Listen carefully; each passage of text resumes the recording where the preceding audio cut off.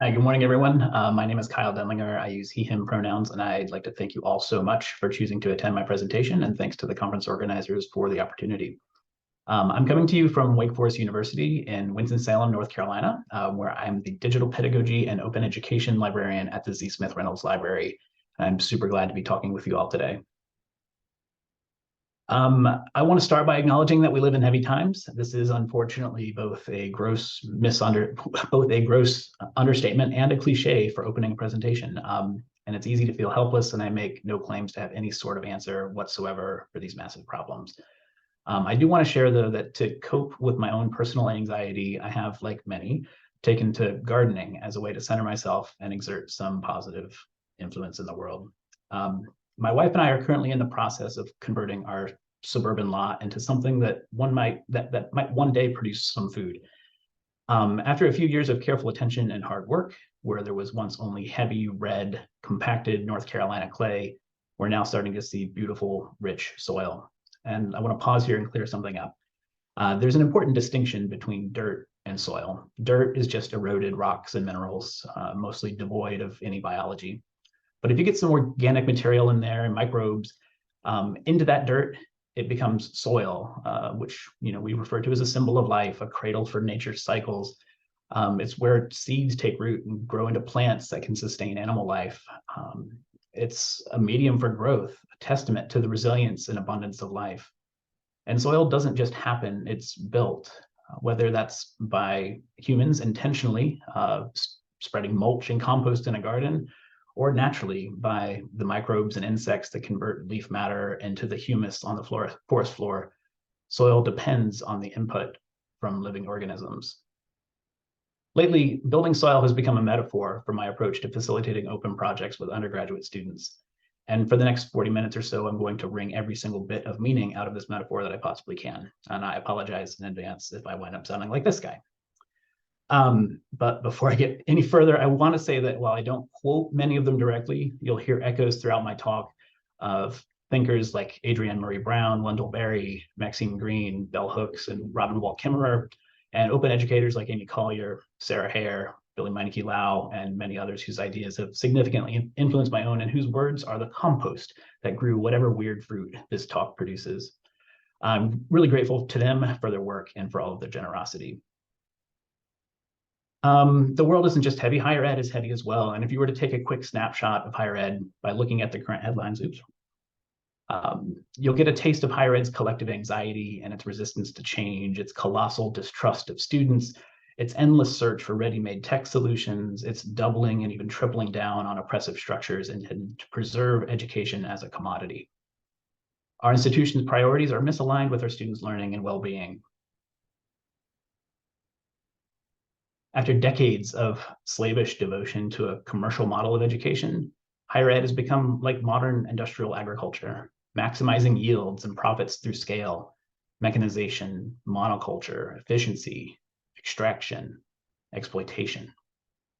It achieves efficiency through industrial solutions to pedagogical problems, exploitation of cheap and abundant faculty labor, grades literally a product of the food industry, which distorts student motivation and harm their mental health. Massive lecture courses and cash cow distance online programs, expensive commercial textbooks that exacerbate income inequality and drive food insecurity, learning management systems and homework platforms that grease the gears of surveillance capitalism, academic surveillance technologies like remote proctoring systems and plagiarism detection software that presuppose students are criminals. We've been sending the message to students that the goal of higher education is to earn a degree by any means necessary. It's an exercise in jumping through the right hoops and getting the right grades in order to get a good job. We've been sending them the message that real knowledge is locked behind paywalls, that their own knowledge is immaterial, and in fact, they cannot be trusted to demonstrate their knowledge outside of a sanitized panopticon in which every mouse click is tracked and every paper is approved by an algorithm. For decades, we've been treating students like so many rows of corn on an industrial farm. As the heavy machinery of academia does all of the planting and harvesting, it compacts the soil below, rendering it less capable of retaining water and making artificial irrigation increasingly necessary. We're intolerant of weeds and pests and other things that might decrease our yields, so we cover our crops in all manner of poisons, killing not only the weeds and the pests, but also the pollinators and the microbes in the soil that make nutrients available to plants. Having poisoned and killed the soil, we must apply synthetic fertilizers to feed our crops. Now, the only crops that can survive in this soil are those which we've specifically engineered to eat poison. But students aren't corn, of course. Students have agency. When they realize that to earn a degree is to endure a diet of poison, is it any wonder that they seek shortcuts? Is it not reasonable then that students might turn to buying a paper online or having ChatGPT write their paper for them? If the message we implicitly send to students is that we don't trust them from the jump, is it any wonder that they don't feel obligated to uphold their own end of the social contract? All right, so I know I'm speaking in generalities and with quite a lot of hyperbole, and I promise this won't all be a manifesto. There are certainly institutions that are actively working against the industrial model of education, and there are, of course, faculty and administrators who are committed to cultivating student learning in authentic and meaningful ways. Plenty of faculty have done away with surveillance tech and grades and actively cultivate an environment of trust in their classrooms. Regardless, I think we could all see how the industrial model of education is broken and how it's playing out in undesirable ways. And so I want to see what you're thinking. Let's take a minute to brainstorm other examples of how the industrial education system is playing out. Got a little poll everywhere here. So either feel free to respond to this on your own devices, or if you want to drop something in the chat or even just unmute, I'd love to hear your thoughts.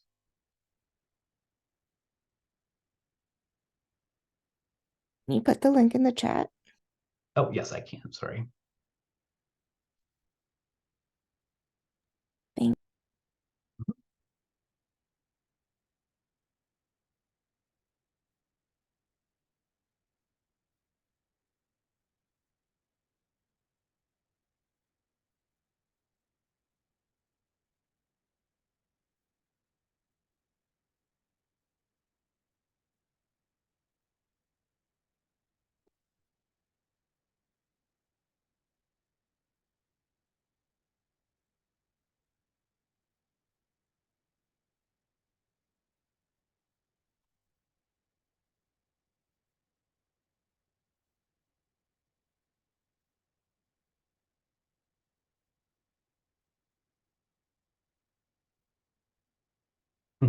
Inclusive access.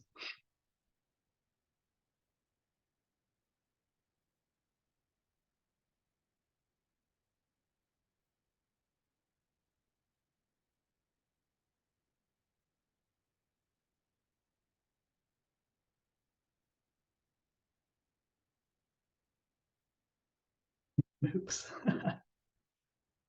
Publisher created ancillary materials, accepting students but not providing enough support for them to succeed or even continue their education.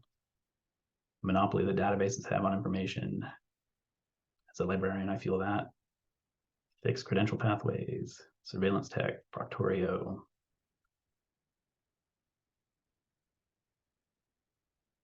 Yeah, teaching content matter without real world context.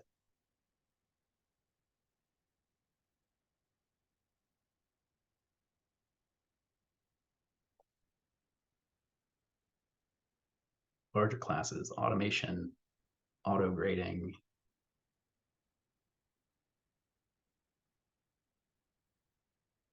All right. Yeah, so there's quite a few examples out there that I haven't even touched on that seem to resonate with quite a lot of you. So feel free to continue leaving some examples there, but I'm going to move on. So I'm going to transition from manifesto to what I hope is a glimpse of a positive vision of education that doesn't poison and degrade the soil, but one that is self-sustaining and truly regenerative. I want to share how I see open education playing a central role in bringing this future to bear, using the principles of permaculture as a guide. I think that by applying these principles to our practice, open educators can help create educational environments that are not only more sustainable and equitable, but also more engaging, meaningful, and transformative for our students. For the last 5 years or so, I've been fascinated by the permaculture movement. For those who are unfamiliar, permaculture is an approach to design and land management that seeks to mimic the patterns of nature to build soil, restore ecosystems, and create abundance in the production of food, fuel, and fiber for human use. Permaculture designers and practitioners are usually guided by a set of principles that emphasize creating closed-loop systems and the production, storage, consumption, and recycling of energy, food, and materials. While the movement has been rightly criticized for its tendency to appropriate indigenous knowledge and land management practices, and for the zealotry and pseudoscience many of its practitioners sometimes embrace, I personally have found it extremely useful to use permaculture principles as a lens through which I observe problems and design solutions. I'm going to focus on a few of these principles by David Holmgren, who, along with Bill Mollison, coined the term permaculture in the 1970s and continues to be one of its more prominent thinkers.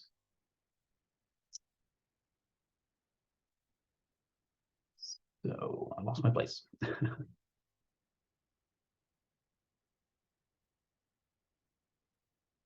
So Holmgren's principles are observe and interact. So to take time to engage with nature to design solutions that suit your specific situation. Catch and store energy, develop systems that collect resources at peak abundance for use in times of need. Obtain a yield, ensure that you are getting truly useful output from the work that you're doing. Apply self-regulation and accept feedback. Discourage inappropriate activity to ensure that systems can continue to function well. Use and value renewable resources and services. Make the best use of nature's abundance to reduce our consumptive behavior and our dependence on non-renewable resources. Produce no waste. By valuing and making use of all the resources that are available to us, nothing goes to waste. Design from patterns to details. Step back, observe patterns in nature and society, and design from those foundational patterns. Integrate rather than segregate. By putting the right things in place, relationships develop between them, and they can support one another. Use small and slow solutions. Small and slow systems are easier to maintain than big ones, making better use of local resources and producing more sustainable outcomes. Use and value diversity. Diversity reduces vulnerability to a variety of threats and takes advantage of the unique nature of the environment in which it resides. Use edges and value the marginal.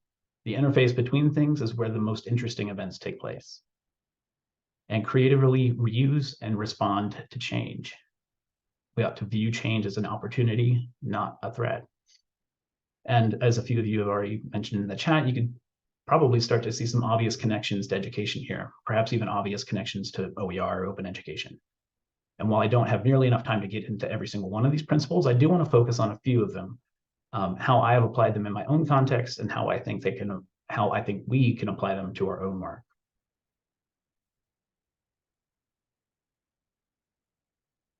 So observe and interact. Take time to engage with nature to design solutions that suit your specific situation. This is arguably the most important principle. Permaculture hates waste. This includes wasted labor. If you've ever planted a shade plant in full sun or tried to grow plants that hate wet feet next to a downspout, you know what it means to waste labor and probably money. Permaculture would have you observe your site for an entire year even, before even moving the first shovel of soil. Which areas get the most sun? Which are protected from wind? Which areas drain well and which tend to flood during storms? Without this knowledge gained through patience and observation, you'll probably wind up wasting a lot of effort and time. When I started at Wake Forest, I was intent on starting some kind of open educational resource initiative like those I'd seen at so many other institutions. The benefits of OER were so obvious to me: cost savings, more equitable outcomes, immediate access to course materials, sticking a finger in the eye of commercial publishers. What's not to love? I wasted years of effort pitching OER to faculty, planning textbook replacement grant programs that never really got off the ground, and generally wondering if it was just a personal failure that none of my OER work was seeming to take root. What I'd failed to do was observe and truly understand my institution and my faculty. Unlike at many other institutions with successful OER programs, at Wake Forest, students generally can afford their textbooks, and there's plenty of financial assistance available to those who cannot afford them. There was simply no affordability mandate at Wake Forest, so administrators had no reason to care about OER, and asking busy faculty to change their textbooks out of the goodness of their hearts just wasn't going to work. I knew the value of open materials beyond just affordability. but a textbook replacement program wasn't going to get very far.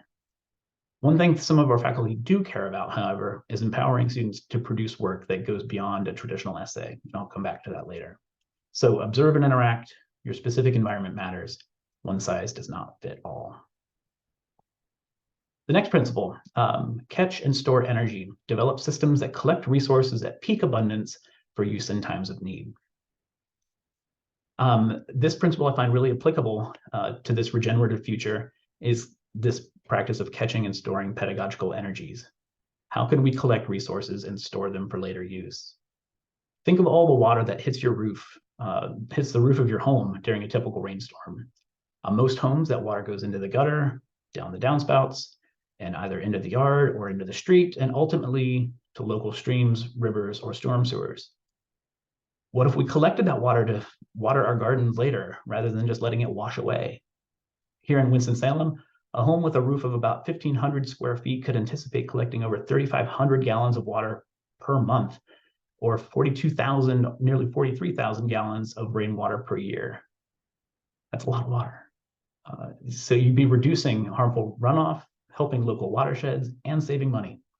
So what are the pedagogical energies that we can store? Here I'm thinking specifically about work that students produce, and you'll see the clear application to open pedagogy here. Instead of letting student work be washed into the storm sewer, what if we stored it for later use?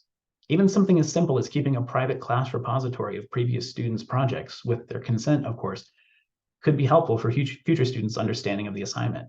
These materials could be used purely as examples, or they could be used as objects of study or critique. Nothing fancy required here, and public publishing of these is not even required, just a 3-ring binder or a folder shared privately with students online. The simple act of storing that material and reusing it later for a pedagogical purpose is what's important. Another principle, obtain a yield. Ensure that you're getting truly useful output for the work that you're doing. In one of my first ever vegetable gardens, I tried to grow broccoli. I planted it way too late in the season, and while it grew huge leaves, it never really flowered. After months and months of growing, my broccoli basically yielded a single floret. It was pretty tasty with some ranch dressing, but given the space it took up my garden, it was definitely not worth it. We can apply this principle in determining what's actually worth it in our classes or those classes that we support.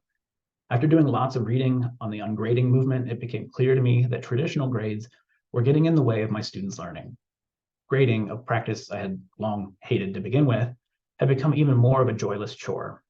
It was all the more discouraging when students would ignore my sometimes extensive feedback and just look at the grade. And talking with other faculty, I sensed that they too felt frustrated by grading, so I started a discussion group on Susan Bloom's book, Ungrading, through our teaching center, and about 20 faculty members had a chance to discuss alternatives. Very few felt that grading benefited their teaching in any significant way, and a number of them have since implemented ungrading strategies in their own classes. And so by ensuring that we're obtaining a yield, we should be constantly asking ourselves, is it worth it? Is this having the intended effect? Are my students benefiting from this? Or is it just a joyless slog done in the name of tradition? And the last one I want to talk about is use and value renewable resources and services. Make the best use of nature's abundance to reduce our consumptive behavior and our dependence on non-renewable resources. I've not personally done this, but there's an ancient woodland management practice known as coppicing that is a perfect example of this principle. Basically, in coppicing, young trees are harvested at a specific time in their growth cycle, which stimulates them to send up fresh growth from the remaining stump. This new growth can be left to grow for years and years for later harvest, for lumber or firewood, or it can be harvested sooner when it is still thin and pliable and woven into things like baskets or fences. Done properly and with patience, trees can theoretically be coppiced indefinitely, providing an endless supply of fuel and building material. Here again, the applications to open pedagogy are pretty clear. Open pedagogy challenges students to make meaningful, valuable public contributions of creativity or scholarship by producing openly licensed work that live on the open web. It's in open pedagogy that I see a number of these principles coming together. A couple of examples I've worked on recently are these. I'm going to show you around a couple of these briefly. So this is a project I've been working on since 2019 called Gender and Sexuality in World History. And basically, students each semester this class is taught produce a new volume of a book. It is purely the research essay packaged as a book. There's not a whole lot that is changed about this, but you can see we have now, some of these are duplicates, but this particular volume was the first one we did. And just some really wonderful essays that students did on primary sources and gender and sexuality issues throughout world history. And I'm currently working with a student assistant to clean up some of this stuff, but it's been a truly generative project. And each semester this is taught, students are assigned readings from previous semesters' volumes. They critique them, they annotate them in various ways, and they have a model to build upon. It's a truly rich archive that I'm really excited about. And this one recently concluded. This was a grant-funded project that I worked on with a professor of history. She had been, for a few years, having students read and transcribe early modern recipe books. That's her primary research area.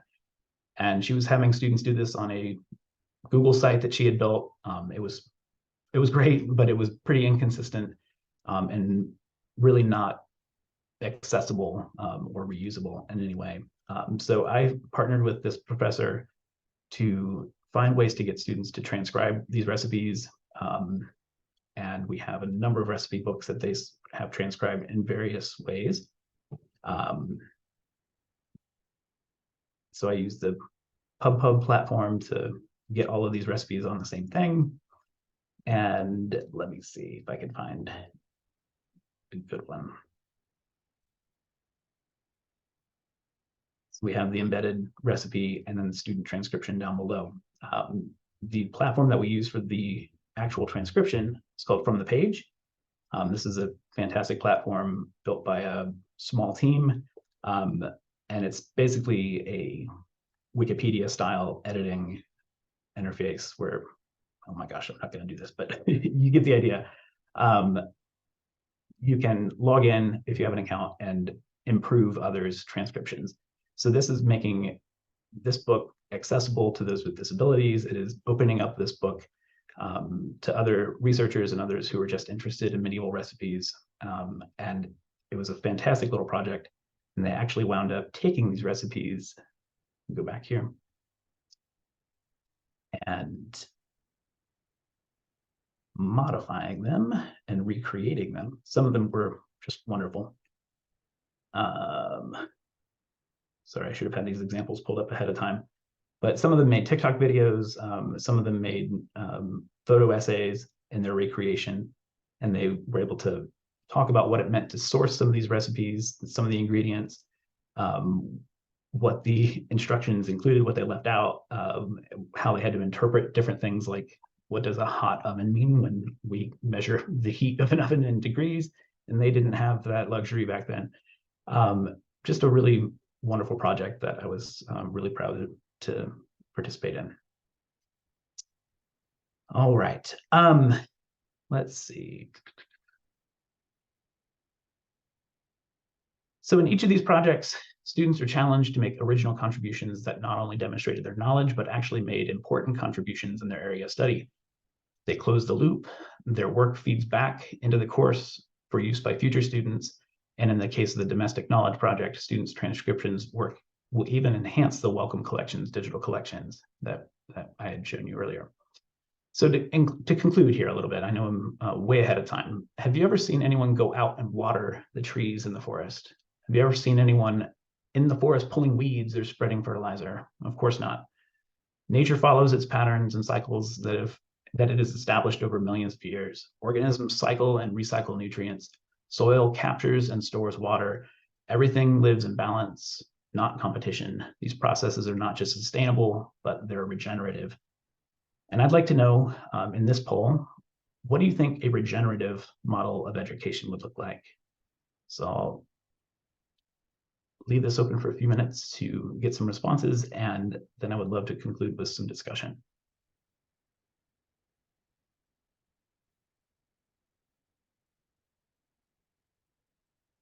No burnout. Oh my gosh, say that again. Tying coursework to the personal professional interest. Yes, that response reminds me of the domain of one's own initiative, where students have a website that they actually own and they can take with them.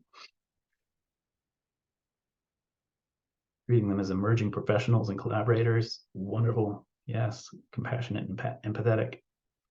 Joyful. Well, that's not a word we hear very often with education these days. It's wonderful. True collaborations. Viewing students, viewing themselves as authors and creators. Genuine care, interest. Yeah, and I'd love to hear any of you kind of expand on some of these. If you want to, feel free to unmute.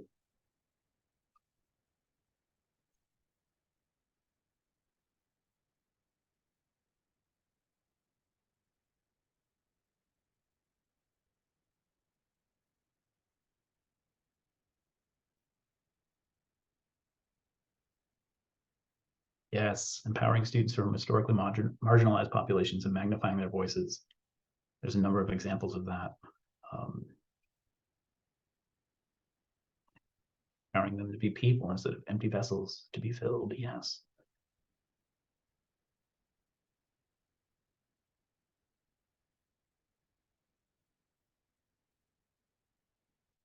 To expand on this one about historically marginalized populations, I think there's been a lot written about this. But there's also a risk of this kind of work that can veer into colonialism. I had to tell a faculty member no once when they came to me with an idea for a project that would have us go into a neighborhood that is adjacent to our campus, that is historically low income, historically people of color, and have our predominantly white students interview them and create a documentary.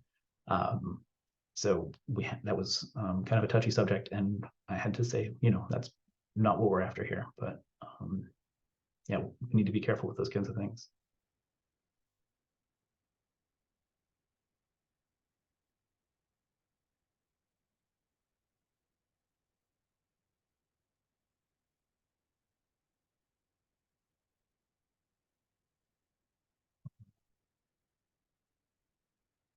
All right, well, I'd like to know if you all have any questions, either for me or for the rest of the group. I'd love to hear those in the chat, or again, feel free to unmute.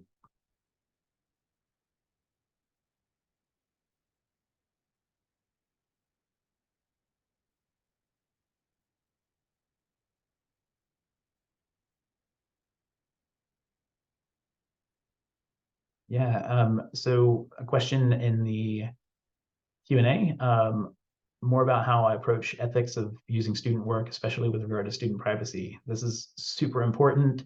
I have, actually, I'm gonna get out of this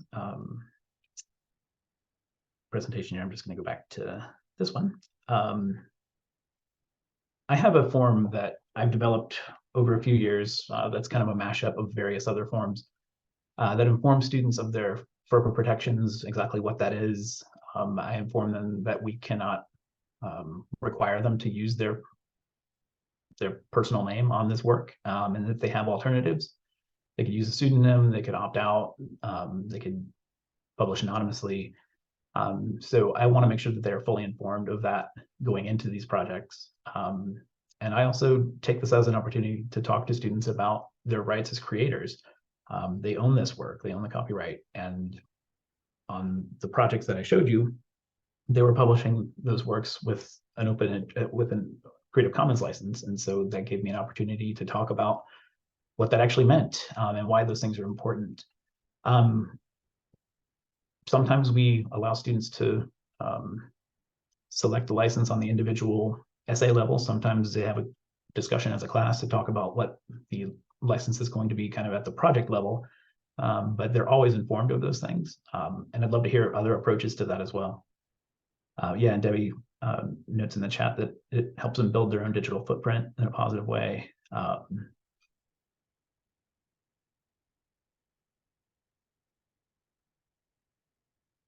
Joseph asks, do I offer professional development for using PubPub? You work with K-12 schools. and looking to implement OER at the statewide level. I personally don't. HubPub is offered for free from a group called the Knowledge Futures Group. They're wonderful. Not to my knowledge, they don't offer any kind of training or anything like that. But I'd love to chat with anybody who would like to know a little bit more about it. I can't promise anything, but it's a great platform. So I'd love to show you around. And it looks like Patricia mentioned the Open Student Toolkit in the chat. Let's see, I have not heard this yet. Patricia, do you want to say some more about this? Sure, I can. Somebody mentioned it as session yesterday. It's not mine, but it's an incredibly quick and clear read I'm about to share with my first years. The first part of it explains, the first chapter explains what open is and why students should care and gives some examples. And then the second chapter talks about their rights and their responsibilities. And so I think it's a really useful, quick and accessible text that literally I'm teaching an open pedagogy project starting today, and I'm going to be sharing it with them. Great, thanks for that. I'll have to put that in my list of resources. Thanks.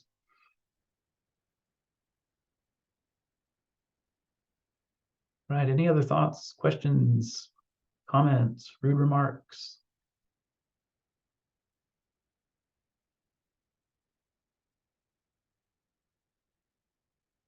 Any ideas, Julie asks, for how to have a more regenerative teaching approach for the more technical aspects of learning when there are right answers? So I imagine you're referring to things like STEM type courses. Yeah, I don't think that this applies exclusively to humanities or anything like that. I think the more regenerative approaches might have students producing things like study guides for future students,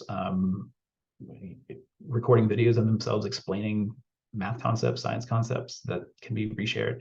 You know, these are pretty standard open pedagogy kinds of assignments. You know, we talk about renewable assignments, but I think going beyond renewable to something that is regenerative, like that improves the soil and is not just something that's endlessly reusable, but something that could be decomposed, dissected, and reused in many different kinds of ways. It's not a fully fleshed out metaphor, but it is definitely something to think about. Specs grading, yeah, Patricia, I've used that myself. So it's more of a mastery type approach to grading, single column rubric.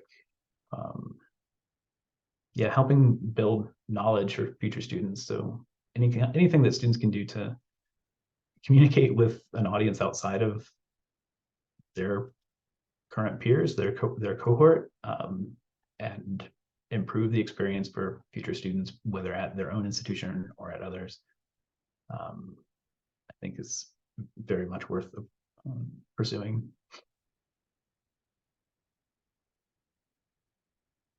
Okay. Well, I'm happy to stick around. I don't want to keep you if you have somewhere else to go. I will stick around for a few more minutes if there are others that want to stick around and ask questions or chat. But feel free to reach out. My email is on the screen right now, and I'd love to hear more from you. Thanks so much.